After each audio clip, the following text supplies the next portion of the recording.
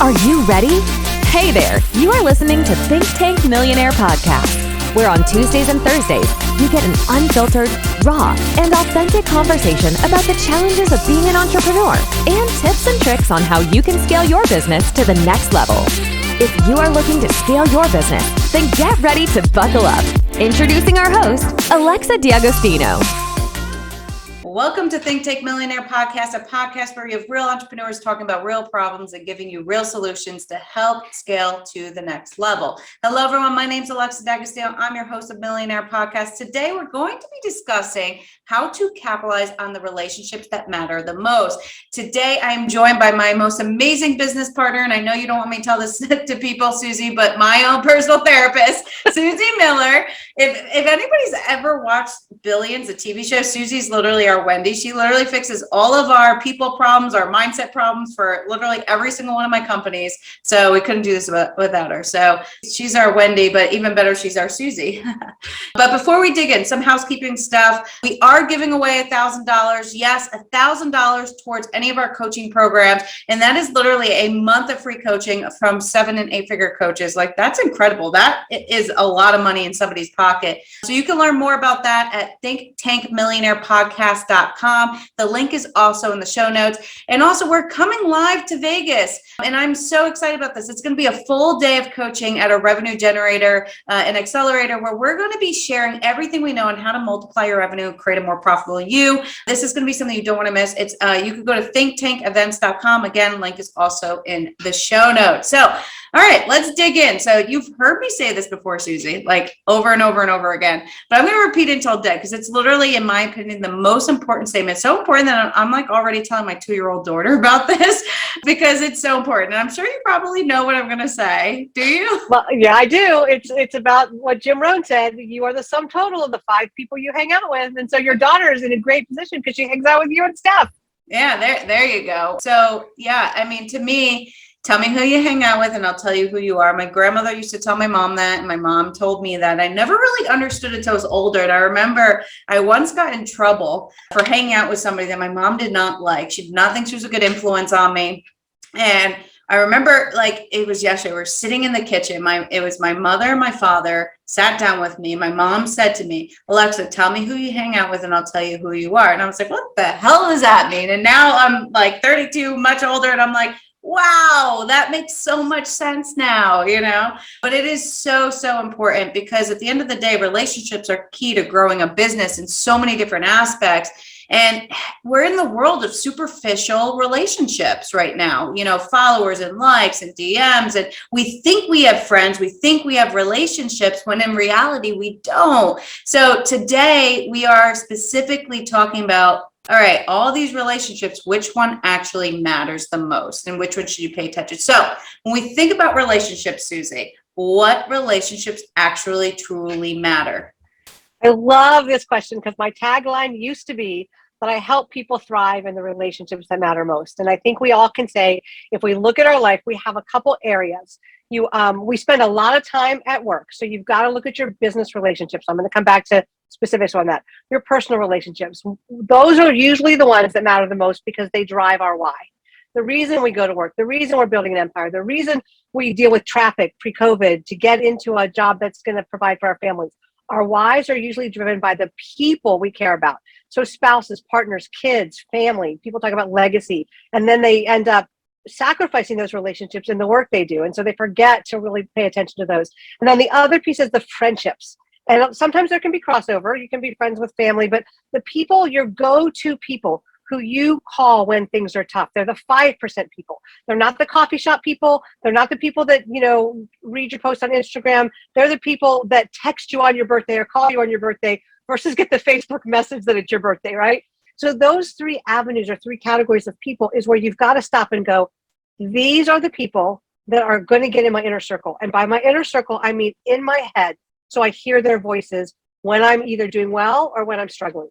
And by that, so your mom, like if you're in a situation, what a wise woman to say that to you, so that as a teen or a college person, you would hear that voice in your head when you were in a situation that you had to make a decision. Do I want to be like these people or do I want to be different? And then you could make a decision. With your colleagues, are you having business conversations either with your work or in your mentorship? I always believe someone in your inner circle should be way ahead of you on the path. And they should be mentoring, advising, being willing to shine the light, turn around and go, hey, there's 4 steps between you and me. Here's how you take them. And those are the people that are going to be believing in you and pouring into you and telling you, you can do it when you've had the crappiest day or things haven't gone well. You're also going to have your colleagues who are going to be able to say, hey, we're in this together. Let's all roll up our sleeves and do the hard stuff. And then your friends who are kind of who you have fun with. And a lot of times there's overlap, like I said, but they are the people who are believing in you. They're not the ones that say, why are you doing that? Why should you? When your success doesn't threaten them. Those are the people that matter most. And there should be a small inner circle.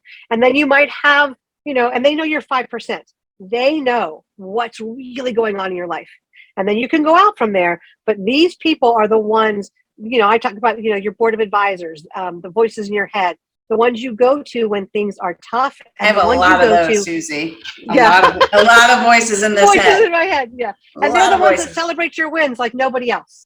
I love that. So to quickly summarize, because you just said a lot. And sorry, I'm passionate about this. No. This is good. This is good. But I want to summarize it for our users. You got to keep a small inner circle. These are the people that really know what's going on in your life. And the 3 categories Susie talked about was work, because we spend the most time with these people. So those relationships matter, right? You want to work with people that you want to hang out with because you spend more time with them than you do anyone else, right? Personal, this is what drives our why. So these relationships are really important. We're going to get into like how to actually handle these relationships.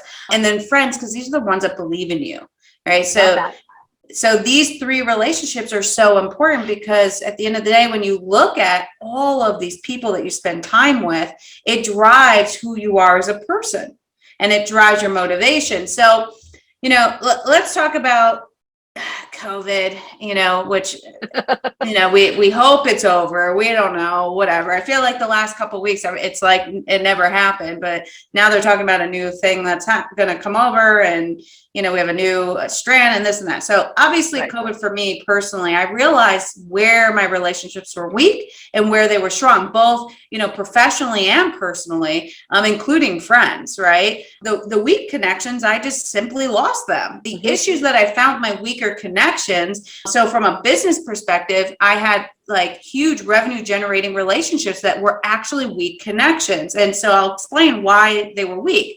So in the past, it would give me revenue, but then when COVID happened and I stopped seeing them at events and I stopped seeing them at, local places, all of a sudden those connections grew much weaker and they stopped generating revenue. They stopped referring people to me, or they stopped using me. So I always say like, okay, why did I lose those relationships? And, I always think through it, but also think about personal. I lost a lot of personal relationships because of COVID too.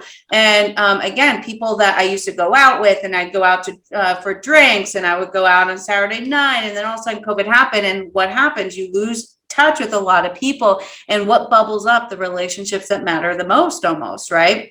Yeah. So, what they say too, it's like you're only as good as your last interaction. And that, like, honestly, it has to do with, personal and professional. So I did lose a lot of relationships that may have mattered. I don't know if they really did, though. If they were not that strong, maybe they weren't, that strong to begin with. So what are some ways that we can keep in touch with people? And how do we know if we should keep in touch with people?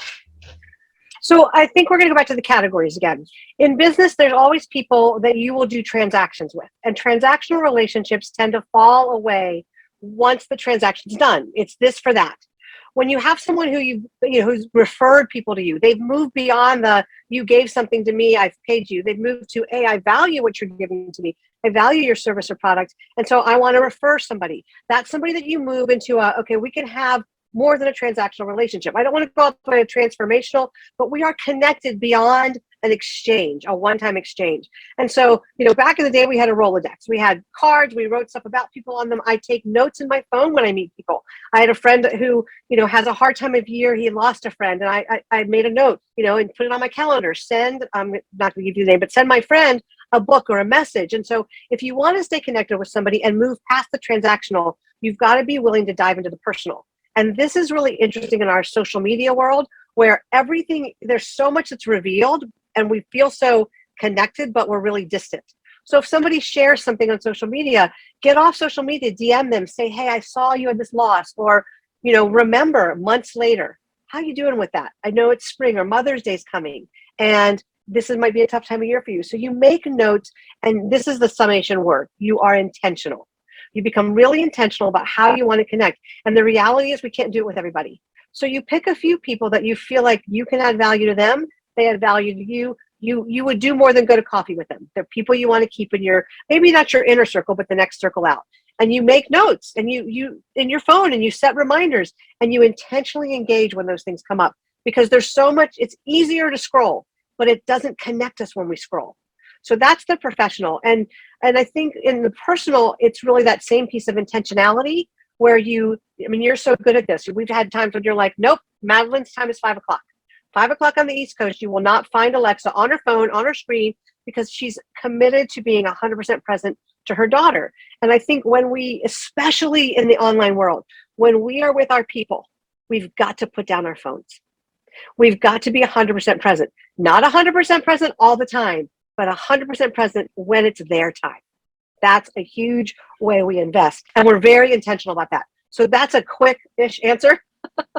No, it's so important. And so, I think you said some really important things there, right? Like you almost put it in two categories, business and professional. Business is people we do transactions with, personal people that we connect beyond transaction.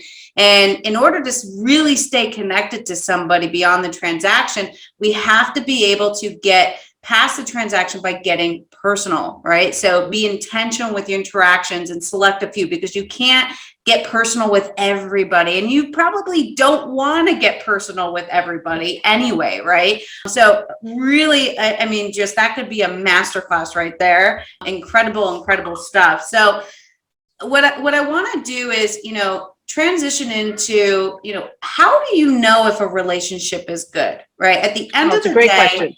Like at the end of the day, you can have so many different relationships. You can have so many different friends, so many different business colleagues. How do you know? And it can't just be monetary. It can't, right? It has to be beyond that. So what are some of the things that we can understand of what is a good relationship versus a bad relationship?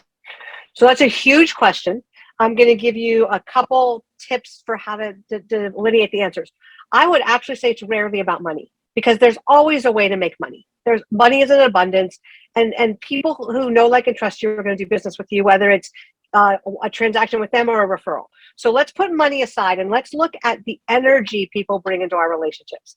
What I have people do is I have them write down the 5 to 20 people that are in their orbit the most. So inner circle, next circle, next circle. And I have them write down a list, and you actually do it by hand. And then you put next to them a plus, a minus, or an equal. And what that means is, do I leave our interactions with a positive energy, feeling good, having been energized and, connected with them? If it's, I always leave better than I got there, and the times we have that. We're going into a coffee shop, we go into a meeting, and we're like, oh, I don't want to go. But when we get there, we connect with someone, and we're like, I'm so glad I came. So those are your positive energy people. Then you have your negative energy people. You have the people that you work with or that you come in contact with, or you might be related to, that are always a drain. And you put a minus, and we'll come back to how to handle that. And you just own that being with them is hard. And you're going to have to shift your position, either distance yourself from the relationship, or if you're related to them, change your strategy when you're with them. Again, I'll come back to that. And then equal is like, hey, we're always, we're pretty good, and that's rare, because that's usually a customer or client or somebody that you're not really like, oh, that was great, but it was a generic interaction. It doesn't require a lot of you. And you leave kind of in the same place you came in. So you let those, if they're business people, go. You want to really spend time with the people that are positive. If you get positive energy from being with someone, that's who you start to think through, how do I deepen this relationship? How do I make this relationship a long-term investment? The negative people, you have to do one of two things. Either move physically distant or relationally distant from them. And you can do that gradually. It doesn't have to be I'm breaking up with you professionally. It's, hey, I'm busy, I can't join you for drinks. Or, hey, thanks for asking me, but I'm going to have to pass. And you be gracious, but slowly you move away.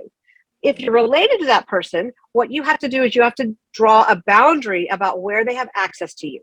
If they want to talk about your work and that's not a positive thing, you just don't go there with them.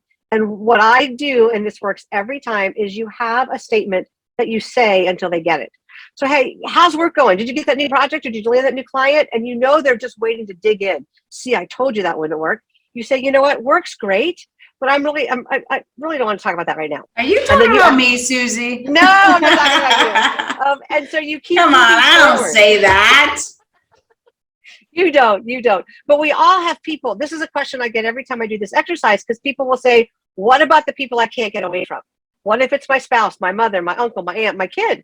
You know, you have to draw some boundaries. I mean, you can look at what they're saying. If the negative is you work all the time, you may want to go, okay, let me look at my hours. But if it's a lack of belief, if it's a lack of support, and it's born of their story, like they don't want you to take the risk because they had a loss or they were afraid, you cannot have that conversation with them. You don't have to answer every question you get asked. You can say, hey, thanks for asking, give them a positive, it's going great, and change the subject.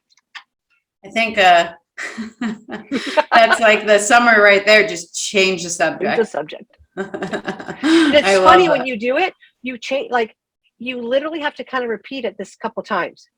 Like they might come back to you, go, but what about, you go, just not going to discuss that with you today. And they'll go, well, what about? And you go, just not going to discuss that today. And you say the same thing. And finally they go, I bet she's not going to discuss that today. And you go, yep, you keep it light and you move on. Yeah, I love that. So a good relationship versus a bad. What is a good relationship? Your point is it's rarely about money, even though we sometimes think most of the time relationships are about money. It's not. And the first step is to understand how that relationship and energy actually affects you. Do I leave this interaction with a positive feeling, a negative feeling? How does this impact my life? Right.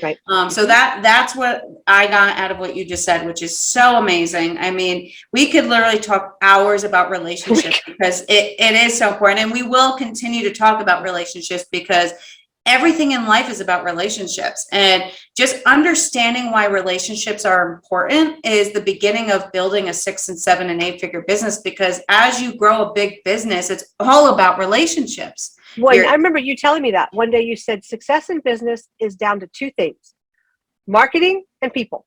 I got the marketing, come be about the people. And it stopped me in my tracks, because it was the most clear way I'd ever heard people boil down what doesn't show up on a balance sheet. There is no people line on your profit and loss sheet unless it's salaries, but conflict or camaraderie, collaboration or chaos, they're not on a balance sheet, but they cost you money or they make you money. So I love having this conversation with you. And we rarely talk about, we don't hear a lot of people talking about relationships and the importance of them, and how to build relationships, how to keep relationships, how to get rid of relationships, or even assess the relationships that you have in life. And so that's why I think this is such an important topic. And we will be talking about this every couple of weeks, digging into, and we'll talk about what the next episode is going to be. But I think it's going to be more about business relationships and really how to develop strong relationships, because that is a really important piece. And sometimes people struggle to have and build good relationships and to keep those relationships. And I know I have a couple little tips and tricks that I do as well to do that. So you're so good at that. You've built a very solid network of business relationships while building your business. And so, yeah, that's a great conversation we can have. Yeah, it's to me about, I think you said it perfectly. You said keep a small inner circle, because you can't build strong relationships with everybody. So I've gotten better as I've gotten older to understand what relationships actually matter. And you've actually seen me knock relationships out, like that I was building partnerships with or what have you, because I quickly realized, okay, not good, bye, next. And I don't waste my time on it. And I build strong relationships and I invest in people and relationships that matter, that are going to help me be a better person, not even help me make more money, but help me be a better person. Right. So, and I think they're tied, because anytime we grow personally, it will result in some form of remuneration. It might be the finances immediately, or it might be a connection that later builds you build your business. But we never, ever waste time investing in ourselves and growing personally. No. So just to, at the end of each episode, I do like to kind of summarize, what are the big takeaways here that you should all walk away with? And so to me, the big takeaways are keep a small inner circle, keep a small circle that actually know what's going on in your life. Be intentional with your interactions, select the few, go above and beyond to take somebody from just a transactional relationship to past a transactional and get more personal. That relationships are rarely about money, but strong relationships, money does follow, but don't make that relationship about money. And the first step is understanding how that person makes you feel and the energy that you get. So that's the summary that I have. This was just so fantastic. We'll continue to have these conversations. For everybody listening, I hope that you enjoyed this episode. To get access to all of our podcast episodes, you can visit our website at thinktankmillionairepodcast.com. Link is also in the show notes. If you're interested in taking your company and business to the next level and you want to learn more about our invite-only coaching program, you can go to thinktankcoaching.com and learn more about the hundreds of people that we have helped build and scale their businesses to the next level. Make sure to subscribe to our podcast episodes so that you can learn each week with us on how to scale your business from real life experience. This is not, fluffy podcast that is theoretical. We're coming to you live with real live business tips that we're looking at every single day ourselves. So hope you enjoyed this, and we'll see you next week.